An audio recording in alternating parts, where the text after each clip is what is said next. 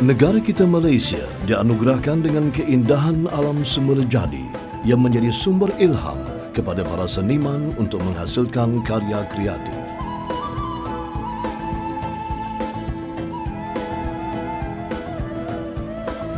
Kerajaan sedang berusaha memantapkan hala tuju pembangunan industri kreatif negara bagi membantu rakyat menjana pendapatan tinggi dalam ekonomi negara.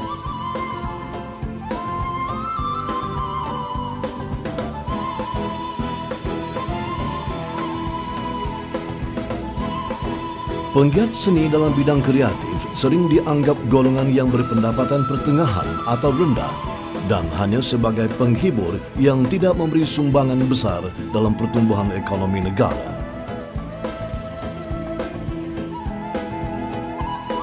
Kerajaan merancang untuk meningkatkan penghasilan karya-karya kreatif serta meningkatkan pendapatan hasil penciptaan seni negara dengan mewujudkan dasar industri kreatif negara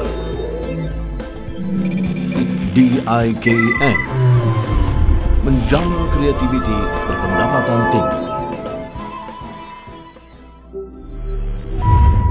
Pihak kementerian telah merangka dasar industri kreatif negara bagi melonjakkan industri kreatif tempatan ke persada antarabangsa.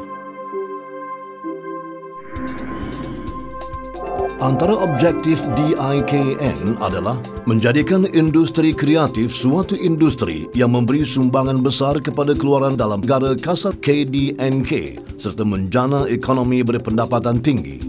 Menyediakan prasarana kondusif bagi memudahkan penggiat seni menghasilkan sesuatu karya dan membangunkan serta memanfaatkan teknologi sebagai pemangkin industri kreatif. Tiga kategori utama dalam dasar ini adalah industri kreatif multimedia, iaitu industri yang menggunakan kemajuan teknologi terkini untuk menghasilkan karya-karya kreatif seperti penerbitan filem dan TV, grafik, animasi serta kandungan digital. Industri kreatif seni budaya pula melibatkan penghasilan karya-karya seni yang bercirikan budaya Malaysia seperti seni kraft, seni visual, seni muzik, seni persembahan, penulisan kreatif, fashion dan tekstil. Kategori yang terakhir pula adalah industri kreatif warisan budaya yang merangkumi industri yang berkaitan dengan warisan budaya seperti museum, arsip, pemulihan serta pemeliharaan bangunan bersejarah.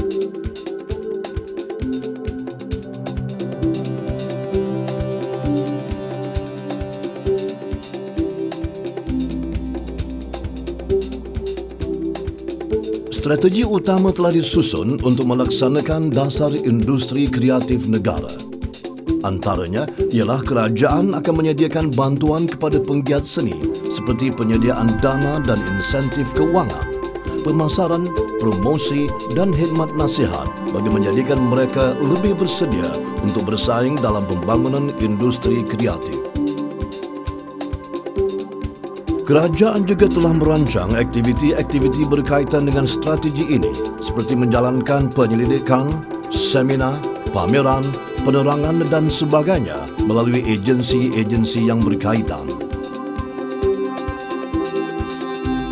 Kesemua agensi di bawah Kementerian Penerangan Komunikasi dan Kebudayaan KPKK digerakkan untuk melaksanakan strategi-strategi tertentu bagi memastikan kejayaan dalam usaha untuk memperkasa industri kreatif negara.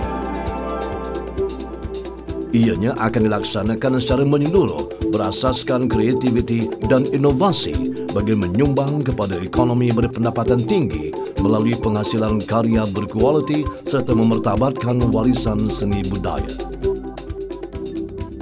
Selain daripada itu, agensi-agensi dari kementerian-kementerian yang berkaitan, juga institusi pengajian tinggi dan badan bukan kerajaan akan bekerjasama dalam menjayakan usaha ini. Melalui kerjasama ini, hasil pelaksanaan dasar ini mampu menjadi salah satu penyumbang kepada keutuhan ekonomi negara. Bagi penggiat seni pula, mereka perlu melihat lebih jauh serta menjalankan strategi-strategi tertentu yang mampu menjana pendapatan yang lebih tinggi. Contohnya, dalam penerbitan filem, sebuah novel boleh ditukar atau ditulis semula dalam bentuk skrip bagi menghasilkan filem yang bermutu tinggi. Penggiat seni juga tidak wajar hanya mengharapkan hasil daripada satu sumber sahaja. Mereka juga perlu bijak mencari dan mendapatkan peluang untuk menambah hasil daripada karya tersebut, seperti penghasilan cenderuhati, buku, novel, komik, majalah dan lain-lain.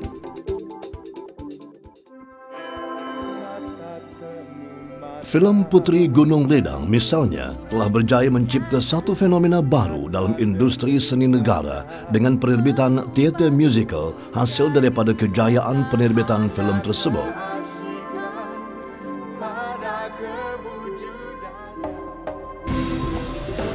Filem Merung Mahawangsa telah membuka lembaran baru dalam penggunaan teknologi kesan khas sehingga mendapat tempat di pasaran antarabangsa. Upin dan Ipin telah menjadi sebuah jenama yang terkenal sehingga menarik minat pelbagai syarikat untuk mempromosikan produk mereka. Bukan setakat itu sahaja, Upin dan Ipin telah dipasarkan dalam bentuk jenama produk perniagaan seperti pakaian, buku, alat permainan dan sebagainya. Dalam industri kreatif seni budaya pula, banyak penghasilan karya seni yang telah berjaya diketengahkan dan memasuki pasaran antarabangsa. Lagu-lagu P. Ramlee misalnya telah dimain dan dirakamkan oleh The Bolshoi Ballet Theatre Orchestra of Tashkent sebagai tanda penghormatan kepada penggiat seni tanah air. Industri kreatif warisan budaya pula mampu menjana pendapatan yang tinggi jika pengusaha dan penggiat seni mencari peluang yang terbuka di pasaran tempatan dan antarabangsa. Pengusaha bot misalnya telah lama menguasai pasaran tempatan dalam pembinaan bot-bot nelayan, terutamanya di pantai timur. Kini pembuat bot tempatan juga telah menerima tempahan pembuatan bot mewah dari seluruh dunia.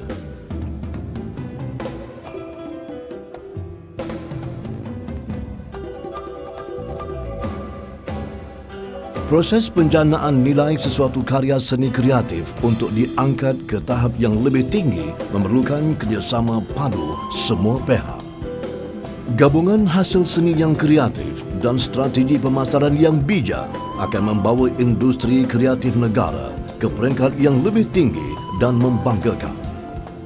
Wawasan ini telah disuarakan oleh Yang Amat Berhormat Perdana Menteri pada 23 Oktober 2009 semasa ucapan pembentangan Belanjawan 2010, di mana beliau telah mencadangkan agar dasar industri kreatif negara dilaksanakan bagi meningkatkan pendapatan rakyat.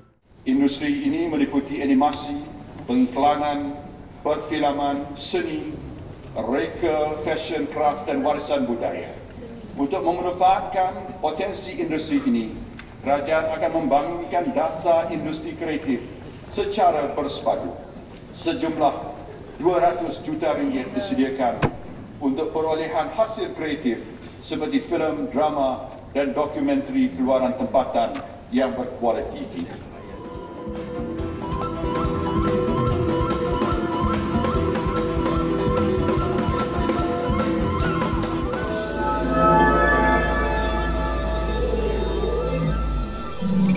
DIKN, Dasar Industri Kreatif Negara, menjana kreativiti berpendapatan tinggi.